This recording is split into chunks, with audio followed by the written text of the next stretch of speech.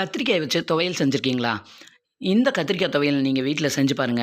தோசைக்கும் சூடான சாதத்தோட போட்டு நல்லா பெசஞ்சு, ஒரு அப்பளம் வச்சு சாப்பிட்டீங்கன்னா, அவ்வளோ அருமையா இருக்கும். எப்படி செய்யணும்னு பார்க்கலாமா? வாங்க. இப்போ ஒரு பேன்ல நல்லெண்ணெய் கொஞ்சமா எடுத்துக்கலாம். கத்திரிக்காய இந்த மாரி சன்னமா கட் பண்ணிக்கங்க. இந்த ஆயில் நல்லா காஞ்சதுக்கப்புறம் கத்திரிக்காய போட்டு நல்லா வதக்கி, கத்திரிக்காய் நல்லா வேகுற வரை வெயிட் பண்ணுங்க. கத்திரிக்காய் நல்லா வதங்கினதுக்கப்புறமா, இப்போ ஒரு பிளேட்ல மாத்தி வச்சுடலாம். இது நல்லா ஆறட்டும். இப்ப அதே பேன்ல கொஞ்சமா நல்லெண்ணெய் சேர்த்துட்டு, கடுகு 1 ஸ்பூன், 1 டேபிள் ஸ்பூன் அளவுக்கு உளுந்து, 1 டேபிள் ஸ்பூன் அளவுக்கு கடலைப்பருப்பு 2யும் ஆட் பண்ணி, லோ ஃப்ளேம்லயே வச்சு வறுத்துட்டு, இப்ப 6 சின்ன வெங்காயம், 6 பல்லு பூண்டு, 4 வரமிளகா, கொஞ்சமா புளி சேர்த்துட்டு, தேவையான அளவு உப்பும், ஒரு 1/4 டீஸ்பூன் அளவுக்கு பெருங்காயத்தூளும், கடைசியில கொஞ்சமா மல்லித்தழையும் போட்டு ஸ்டவ் ஆஃப் பண்ணிருங்க.